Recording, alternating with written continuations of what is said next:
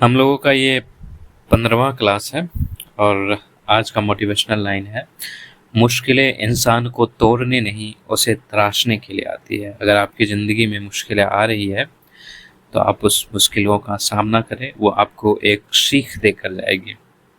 तो हम लोग शुरू करते हैं।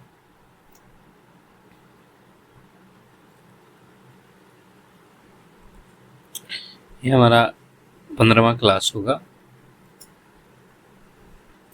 और इसमें हम लोग प्राकृतिक पुल से शुरू करेंगे।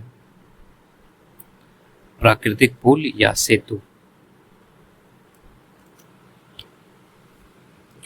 देखो, प्राकृतिक पुल की उत्पत्ति के संदर्भ में जो है अनेक मत प्रचलित हैं। कोई कहता है जो है कि जो कंदरा होता है उसका जब छत गिर जाता है, तो जैसे कि अगर कंदरा इस तरह से उठा हुआ है और इसका छत जब गिर जाता है, ये जो है गिर जाता है वह, तो ये कुछ इस तरह से सपाट हो जाता है, तो उसका एक भाग जो है पुल के रूप में शेष रह जाता है। ये मान्यता है।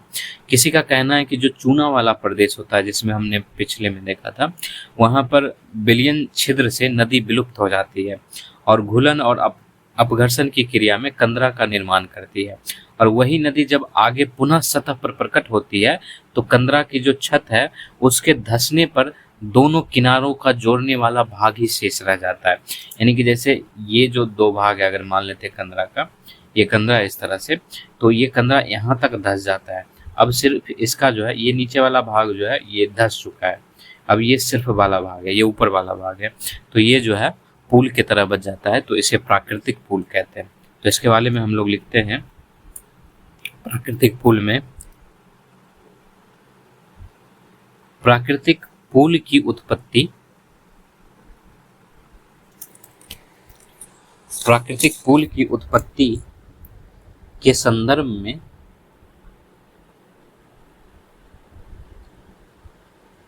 अनेक मत प्रचलित हैं।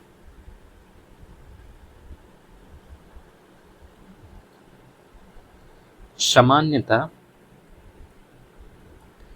इसका निर्माण दो प्रकार से होता है।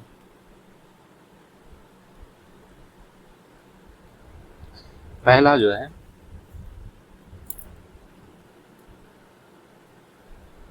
कंदरा की छत गिर जाने से उसका एक भाग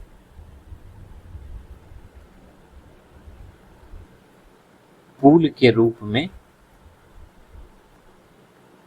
शेष रह जाता है। ठीक। दूसरा जो है चूने के प्रदेश में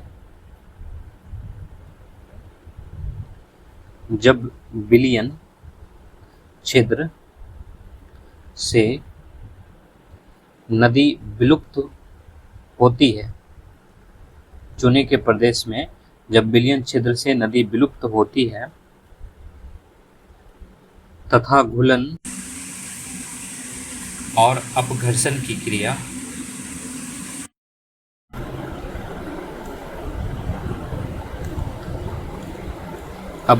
क्रिया में कंदरा का निर्माण करती है,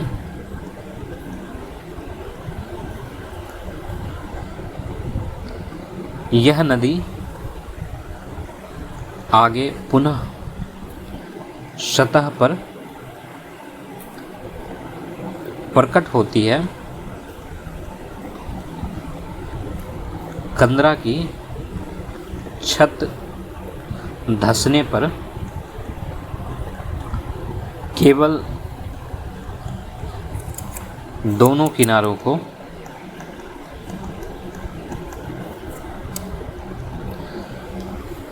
किनारों को जोड़ने वाला ही शेष रह जाता है। इसे प्राकृतिक पुल कहते हैं।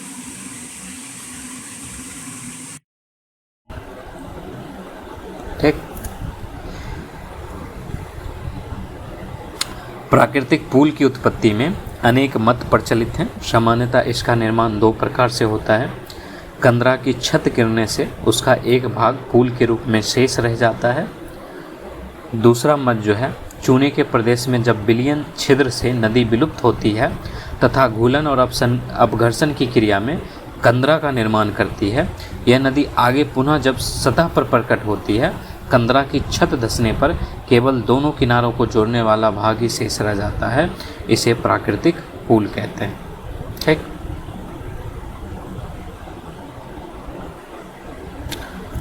अब हम लोग देखते हैं निक्षेपात्मक भू आकृतियां।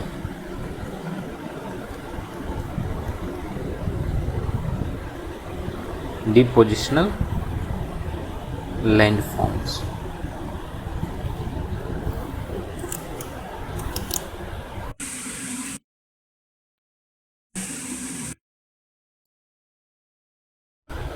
कंदराओं में अद्भुत आकार वाली निक्षेपात्मक आकृतियां विकसित होती है।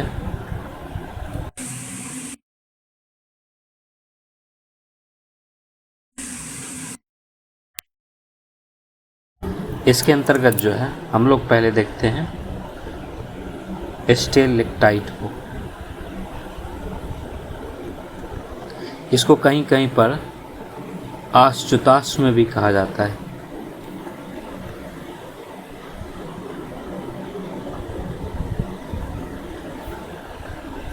ठीक।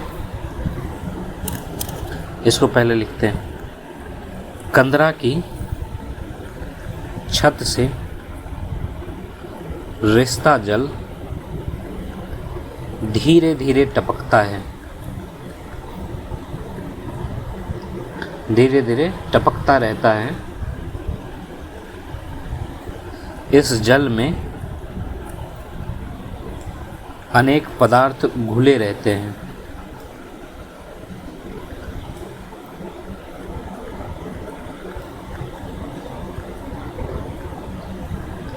अधिक ताप पर वाष्पीकरण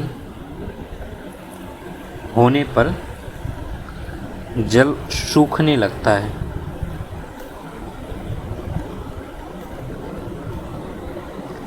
तथा कंदरा की छत पर पदार्थ निक्षेपित होने लगते हैं। निक्षेपित होने लगते हैं। इस निक्षेप की आकृति वाले या इस निक्षेप की आकृति पतले स्तंभ की तरह होती है।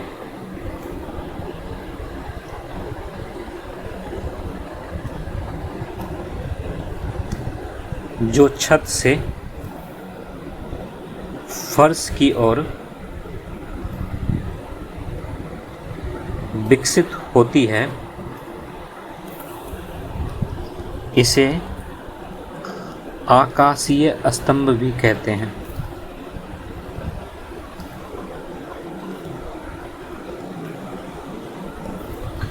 ठीक है। देखो, स्टेलेक्टाइट क्या होता है कि कंदरा की छत से रिसता जल धीरे धीरे टपकता रहता है। इस जल में अनेक पदार्थ घुले रहते हैं। अधिक ताप पर वाष्पीकरण होने पर जल सूखने लगता है तथा कंदरा की छत पर पदार्थ निक्षेपित होने लगते हैं। इस निक्षेप की आकृति पतले स्तंभ की तरह होती है जो छत से फर्श की ओर विकसित होती है। इसे आकाशीय स्तंभ कहते हैं। आप जो है इस वीडियो को देखिए, यहाँ से समझ आएगा। फिर इसके बाद हम लोग जो है फिगर के माध्यम से समझेंगे।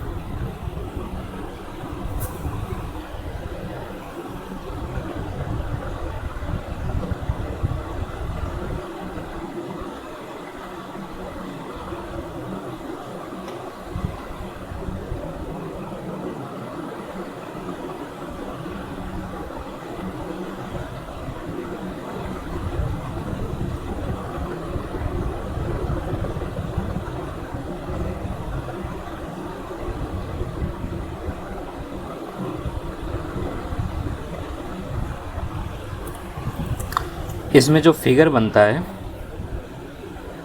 वो कुछ इस तरह से रहता है।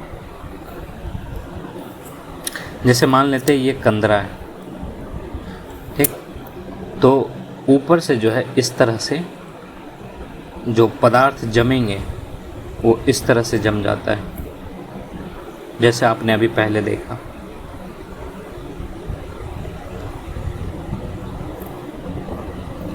इस तरह से शीशे के समान जो है ये लटके रहते हैं, नुकीले बने रहते हैं, इस तरह से रहता है। और नीचे से भी जो है ये जैसे कि बूंद बूंद टपक रहा है, जैसे मान लेते हैं यहाँ बूंद बूंद टकरा, तो इस तरह से जो है ये नीचे से भी इस तरह से खड़ा रहता है।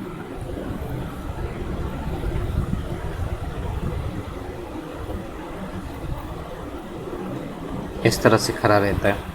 इसे जो है यानी ऊपर वाले को स्टेलेक्टाइट कहा जाता है, ठीक, और नीचे जो है इसको स्टेलेग्माइट कहा जाता है, ठीक। और ये जो संरचना है ये गुहा स्तंभ कहलाता है, ठीक। जैसे कि हम लोग देखते हैं अब स्टेलेग्माइट, इसको निश्चुतासस कहा जाता है।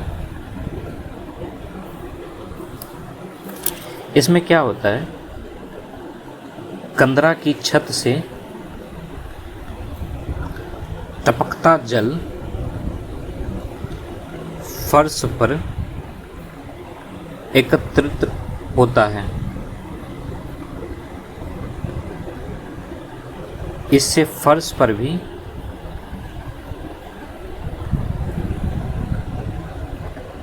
निक्षेपण की क्रिया में स्तंभ जैसी आकृति बनने लगती है।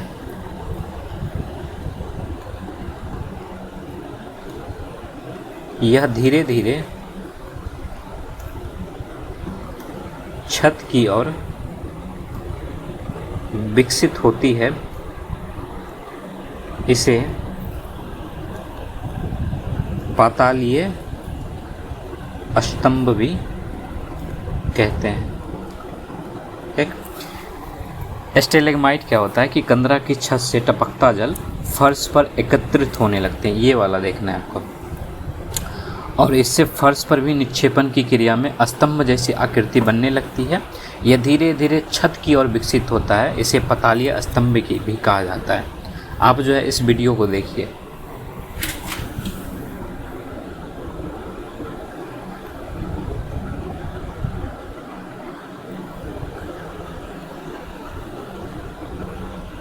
इसमें क्या, कंदरा की छत से टपकता जल फर्श पर एकत्रित होता है। इससे फर्श पर भी निक्षेपण की क्रिया में स्तंभ जैसी आकृति बनने लगती है। यह धीरे धीरे छत की ओर विकसित होती है। इसे पातालीय स्तंभ भी कहते हैं, ठीक है। इसके बाद हम लोग तीसरा देखते हैं, यह है गुहा स्तंभ। इन तीनों का फिगर जो है ये ऊपर में यहाँ बना हुआ, ये गुहा स्तंभ है, ये स्टेलेक्टाइट है, ये स्टेलेग्माइट है, ठीक। तो केव पिलर, इसमें क्या होता है कि कभी कभी स्टेलेक्टाइट व स्टेलेग्माइट एक दूसरे की ओर बढ़ते हुए आपस में मिल जाते हैं। इससे निर्मित स्तंभनुमा संरचना गुफा स्तंभ कहलाती है,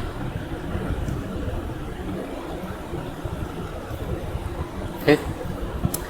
ये जो है ना, ये दोनों मिल जाएगा, ठीक है, और इसी को जो है गुफा स्तंभ कहा जाएगा। ये जहाँ पे मिल गया है, जैसे मान लीजिए यहाँ पे मिल गया है, तो ये गुफा स्तंभ हो गया, ठीक।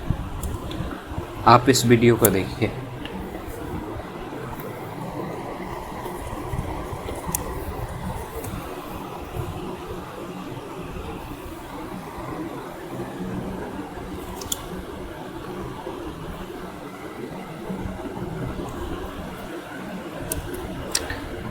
यहाँ पे नोट करके रखना, कंदरा की छत पर अगर CaCO3 का जमाव होता है तो उसे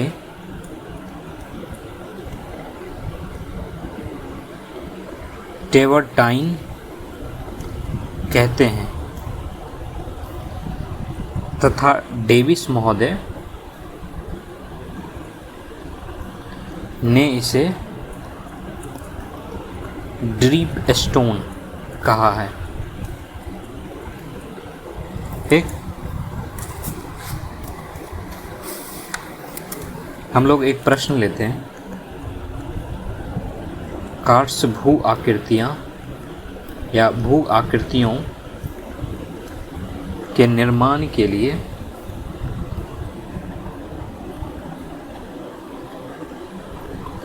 आवश्यक दशाओं को बताते हुए कार्ड्स भू आकृतियाँ पे चर्चा करें। ठीक,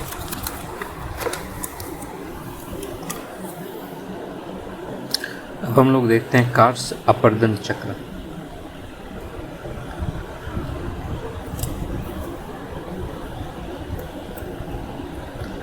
सर्वप्रथम सन 1911 में अमेरिकी विद्वान बीडी ने चूना पत्थर वाले भागों में अपर्दन चक्र के संदर्भ में शोध पत्र प्रस्तुत किया। सन 1918 में स्वीजिक महोदय ने कार्ड्स अपर्दन चक्र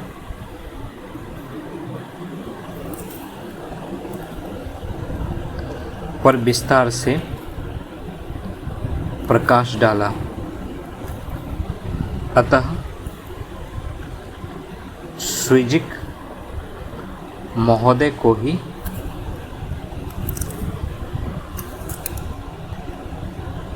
कार्ड्स अपर्दन चक्र का प्रतिपादक माना गया है। ठीक, सर्वप्रथम 1911 में अमेरिकी विद्वान बीडी ने चूना पत्थर वाले भागों में अपर्दन चक्र के संदर्भ में शोध पत्र प्रस्तुत किया। सन 1918 में स्वीजिक महोदय ने कार्ड्स अपर्दन चक्र पर विस्तार से प्रकाश डाला। अतः स्वीजिक महोदय को ही कार्ड्स अपर्दन चक्र का प्रतिपादक माना गया है।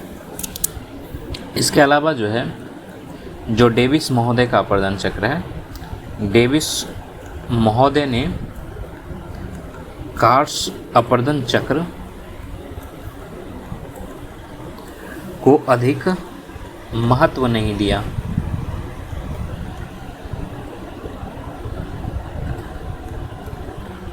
उन्होंने इसे सामान्य अपर्दन चक्र का ही एक भाग माना है।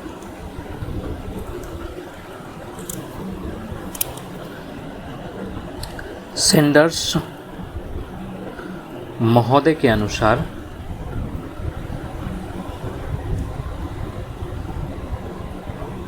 स्वीजिक ने कार्ड्स चक्र में 4 अवस्थाओं का उल्लेख किया है।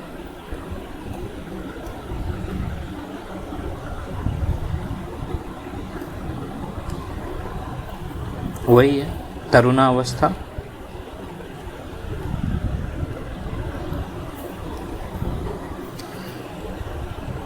इस अवस्था में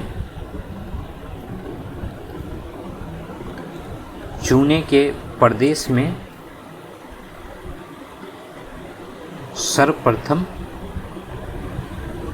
पृष्ठीय अफवाह का विकास होता है। धीरे धीरे पृष्ठीय जल रिसकर सतह के नीचे भूमिगत जल का रूप लेने लगता है।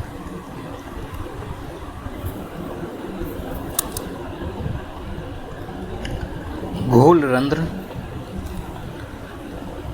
विलयन रंध्र, डोलाइन आदि का निर्माण यत्र तत्र होता है। लेपिज का निर्माण भी इस अवस्था में होता है।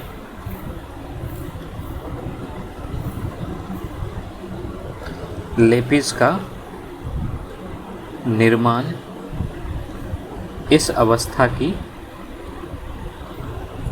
विशेषता है। लेपिज जो है ऐसा दिखता है। ठीक, इसको हम लोग फिगर के माध्यम से समझते हैं। जैसे कि ये जैसे तरुणावस्था है,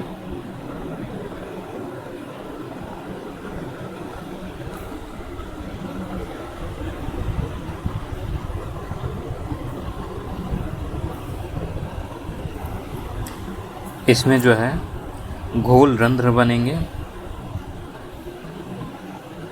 विलयन रंध्र भी होगा, डोलाइन भी होगा।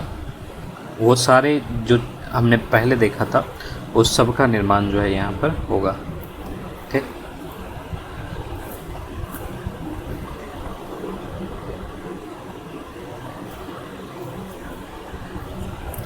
ये तरुणावस्था है।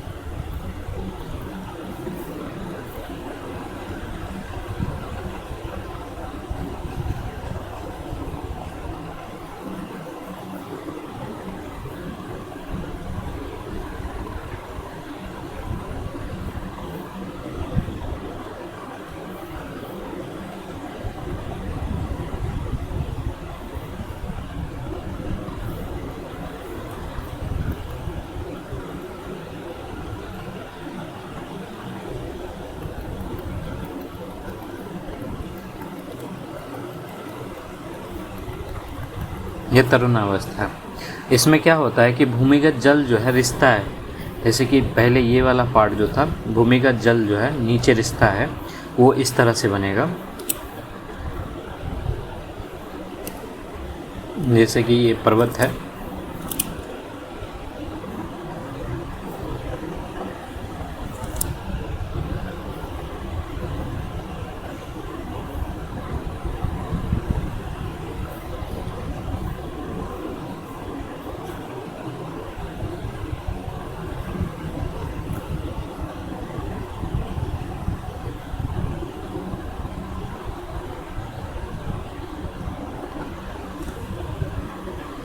इसमें क्या होगा कि जो भूमिगत जल है वो रिसेगा। ठीक,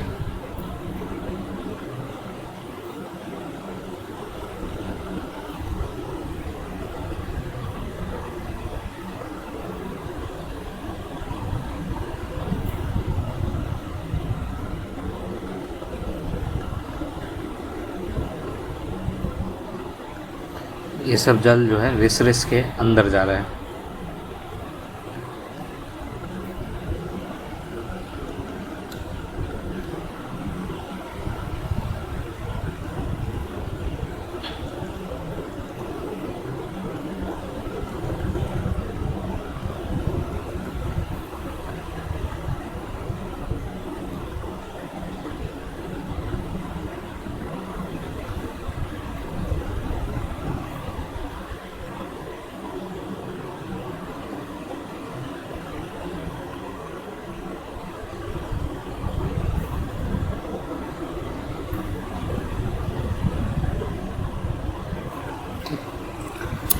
तो इसमें क्या होता है कि तरुणावस्था में, इस अवस्था में चूने के प्रदेश में सर्वप्रथम पृष्ठीय अपवाह का विकास होता है।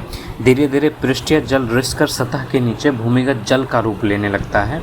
घोल रंध्र, विलयन रंध्र, डोलाइन आदि का निर्माण यत्र तत्र होता है और लेपिज का निर्माण जो है इस अवस्था की सबसे प्रमुख विशेषता है। जैसे कि ये तस्वीर पहले आप देखें, इस अवस्था में क्या है, चूने के प्रदेश में सर्वप्रथम पृष्ठीय अपवाह का विकास हो रहा है और धीरे धीरे जो है पृष्ठीय जल रिसकर जो है सतह के नीचे भूमिगत जल का रूप लेने लगता है। फिर आगे क्या होता है कि घोल रंध्र, विलयन रंध्र, डोलाइन आदि का निर्माण यत्र तत्र हो रहा है और लेपिज का निर्माण जो है इस अवस्था की विशेष विशेषता है। ठीक, इसी तरह जो है जो दूसरी अवस्था है वो है पौधावस्था।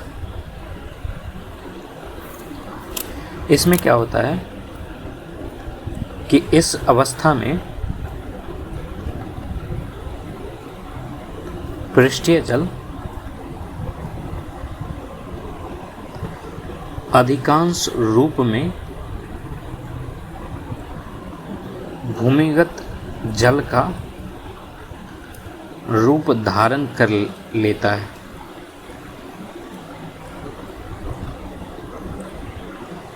धस्ती निवेशिका, अंधी घाटी, कंदरा निर्माण इस अवस्था की प्रमुख विशेषताएं हैं।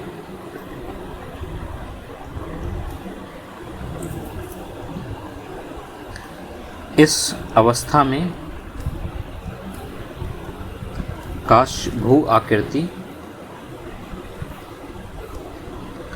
का सर्वाधिक विकास होता है। ठीक, ये था पौधा अवस्था।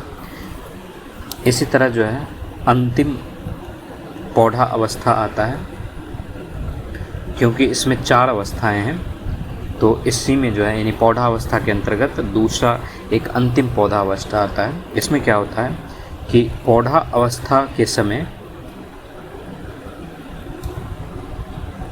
सर्वाधिक विकसित काष्ठ स्थल रूपों का इस अवस्था में विनाश शुरू हो जाता है।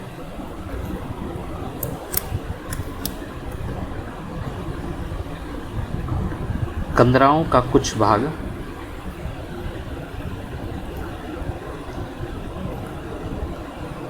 नीचे धंस जाता है, जिससे काष्ठ खिड़की का निर्माण होता है। युवाला परस्पर मिलकर पोलजे या पोलिये का निर्माण करते हैं। स्थलखंड संप्राय भूमि के रूप में आने लगता है। ठीक है, अंतिम पौधावस्था में क्या होता है कि पौधावस्था के समय सर्वाधिक विकसित काष्ठ स्थल रूपों का इस अवस्था में विनाश शुरू हो जाता है। वो अपर्दन अपक्षरण के अंतर्गत आ जाता है और कंदराओं का कुछ भाग जो है नीचे धंस जाता है, जिससे काष्ठ खिड़की का निर्माण होता है। युवाला परस्पर मिलकर पोलजे का निर्माण करते हैं और स्थलखंड जो है वह संप्राय भूमि के रूप में आने लगता है। फिर इसके बाद जो है जो आखिरी अवस्था है वो है जीर्णावस्था। इसको हम लोग वृद्धावस्था भी कहते हैं। इसमें क्या होता है कि जीर्ण अवस्था में स्थलखंड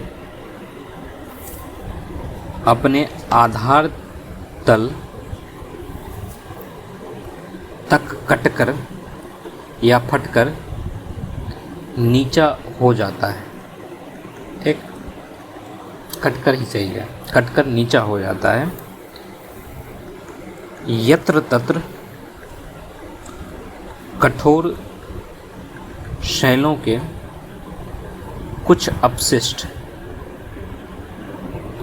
भाव हम्स के रूप में दिखाई पड़ते हैं, यह आवश्यक नहीं है कि प्रत्येक स्थान पर सभी चरण कर्मानुसार हो। कहीं पर आगे पीछे भी हो सकता है। तो ये मतलब क्या था लाइन, ये आवश्यक नहीं है कि प्रत्येक स्थान पर सभी चरण कर्मानुसार संपन्न हो।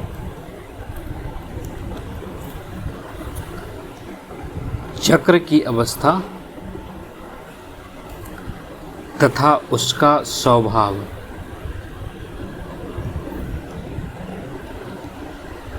चूना पत्थर और भूमिगत जल की प्रकृति पर निर्भर करता है। ठीक। जीर्णावस्था में क्या होता है कि जीर्णावस्था में स्थलखंड अपने आधार तल तक कटकर नीचा हो जाता है। यत्र तत्र कठोर शैलों के कुछ अवशिष्ट भाव हम्स के रूप में दिखाई पड़ते हैं। यह आवश्यक नहीं है कि प्रत्येक स्थान पर सभी चरण कर्म अनुसार संपन्न हो। चक्र की अवस्था तथा उसका स्वभाव चूना पत्थर और भूमिगत जल की प्रकृति पर निर्भर करता है। ठीक है, इसमें हम लोग जो है यहीं तक रखते हैं, फिर अगले क्लास में हम लोग देखेंगे।